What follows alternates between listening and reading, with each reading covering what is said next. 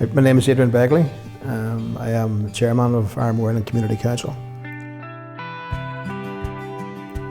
Trying to make the place a location where people would like to come back to, the diaspora, is one of the main things that we've been working on in the last couple of years. In 2017, in our first meeting of the year in January, we decided what we were going to do for that year, and we had a list of various different things we were going to approach, and one of the projects we were looking at was to try and see how many people we could get to move back to Arranmore in a certain time frame. So what we did was we launched a survey amongst the diaspora, the island in general, to see who would have ideas of, the things that would make them want to move back. What are the things people need to move back and make them be able to survive while they're here? And two of the things which very quickly came to prominence were employability, employment opportunities, and also connectivity, broadband, high-speed internet, because there are people who are now away from Arranmore working in industries where high-speed internet is very important for them and the jobs they do. And if any of them are in a position to be able to work remotely, then that's the first and foremost thing to go looking for. As time has gone on, you can see maybe a downturn in numbers in the schools. There's an awful lot of this been seen throughout rural Ireland.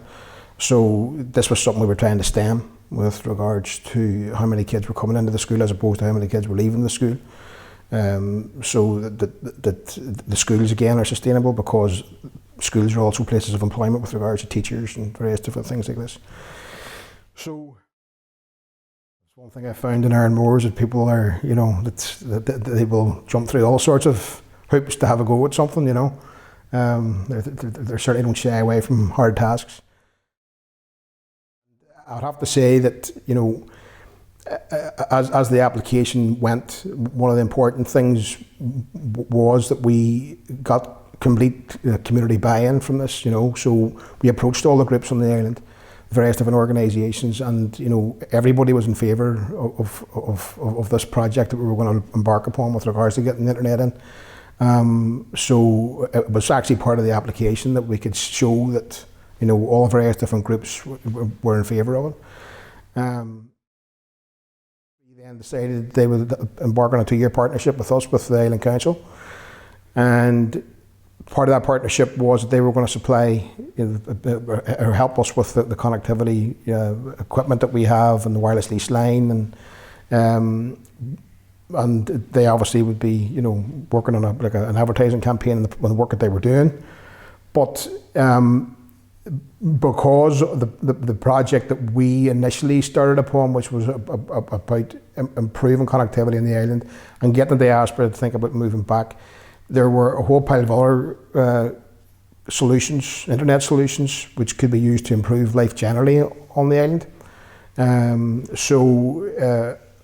The project, yes, it manifests itself most obviously in a place like the Digital Hub, where people can come and work remotely, but there's other elements of it whereupon we have been able to improve connectivity in the schools, in the community centre, and in the health centre.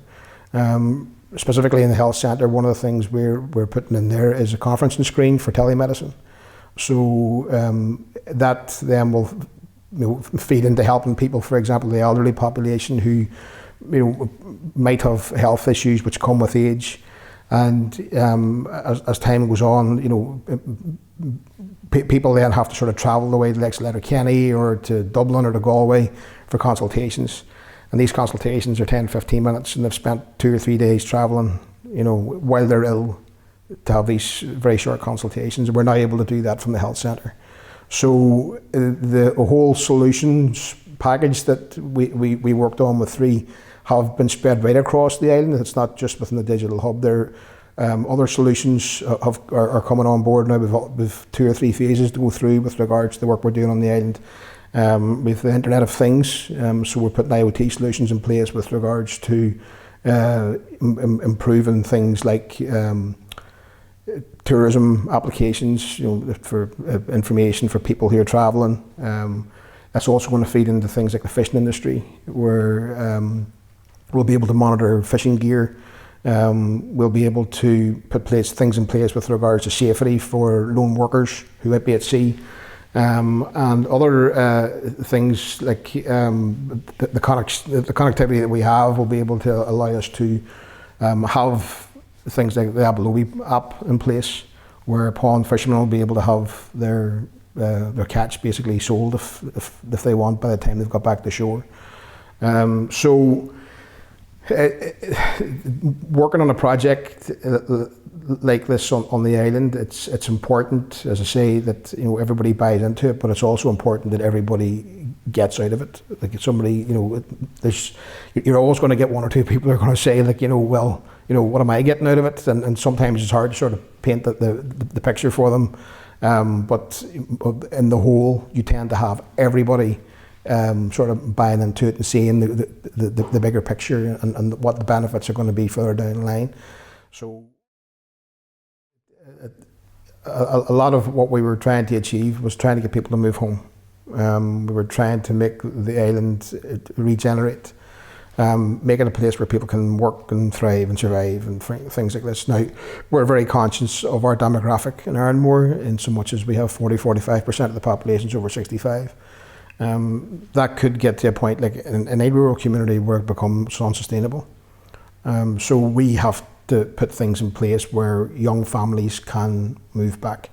In times gone by, children would have got to the age of 12 and had to leave the island to go to secondary education because there was no opportunities here to do that because they didn't have a secondary school, so they all went boarding. And then 1990s, 1991, the school opened here on the island, the secondary school, and it came about through families and parents battling to get a secondary school on the island, and they were successful in their fight. And in getting something like that put in place, it completely changed what Arranmore is with regards to it being a place where people could move back to. And then we had an influx after that of people moving back to the island, because there were members of the diaspora who would have went through their secondary education through boarding and might have had negative experiences of it and never would have moved back to Arranmore if they thought their children had to go to boarding school. So they got the secondary school open, and that then it opened up a whole new sort of opportunity for people to be able to move back. And when people are moving back to the island with young children, it obviously feeds into the schools, it feeds into various other different things. So it's when you've got the young ones running the island, I mean, you can see that there's a new life in the place, and everyone loves to see the young ones being back and whatnot. But the important bit about that is that when they come here at an early age, they are, or even born and raised in Arranmore, they have a belonging that they don't want to leave, and no matter what happens, they were always going to try and remain here.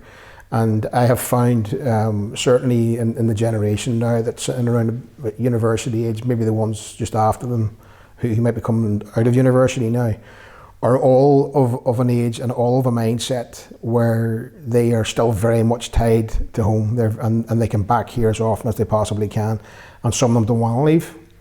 And the connection that we have now on the island with regards to the improved internet and things like this, whereupon children would have had to leave the island at the age of 12 to go to boarding school and then not have to do that because they got the secondary school open. We're now at a time where we can look towards giving people opportunities for distance learning, and they could do their third level education here on the island as well. And there's any amount of various different sort of things that's going to benefit with regards to. I mean, it's very costly to send kids away to university because you've got accommodation, various different things like that. So, in a community like this here, the kids can stay here and not have to go away as often. They do a distance learning course. They can go down to your supervisor maybe once a month, once a couple of months, whatever it is, and they can do a full third level education and do it maybe with a mind to working remotely and spending as much time as they want on the island because they want to be here. And the thing is that if the kids are growing up here at a young age, they're building memories, they're building connections, they're building relationships with their family and their friends, and that in itself feeds into making a rural community sustainable, because it's the very fabric of what a community is, because it's pulling people together, and I'm very conscious of the fact that we have the fishing on the island, for example, which we're still fighting towards getting the best opportunities for our fishermen. But bringing something like this here in and changing the opportunities, or maybe bringing new opportunities in, can it or will it change the social fabric of what our rural community like Arranmore would be? And having mulled it over, I don't think it is. I think there's far more to Arranmore than things like what it's defined as. It's the community that defines itself, and I think it's the tightness and the close knit, and the fact that everybody's there for everybody when the chips are down. It's what makes places like this special, and I don't think that's ever going to change. I don't think that's something that any amount of taking away or trying to take away what people survive upon. I think the last person would be in a community to switch the lights out, they will fight to the bitter end, and I think communities like this are case in point of what's important about making society survive. Maybe it's because it's on an island and everything's a lot more insular and a lot more sort of obvious because it's small scale, but you can see exactly all these various different elements of what's going on. But I think what we have here in Arranmore and what we use to play to our strengths, that being that fight for survival, I think it's something that can be emulated anywhere if you get the right sort of community buy-in, and community buy-in is important to everything that you do. If you've got a majority of people turning around and saying, "Yeah, this is a great idea," then run with it. And that will, is the one thing that'll eventually sort of, make the dominoes start to fall. And one domino falls, and one falls, and eventually, other opportunities start becoming available. And if one thing comes as a success, then people say, well, if I've done that, we can do this. And then there's, as I say, there's domino effect, and beautiful things come from that. But I think in a place like this, okay, you've got the lovely vista, you've got the beautiful views, but it's a different way of life. It's a completely different way of life. And I've seen that with our work with Three, that every single person in the team who came here, and they've been coming here now for months, they've been great to work with.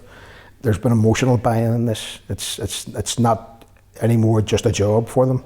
They all say about how proud they are of what they've done, how proud they are about trying to change a community which is already great, but better things for them so that they can thrive and survive. So I think it's that emotional community buy-in thing that's very important. So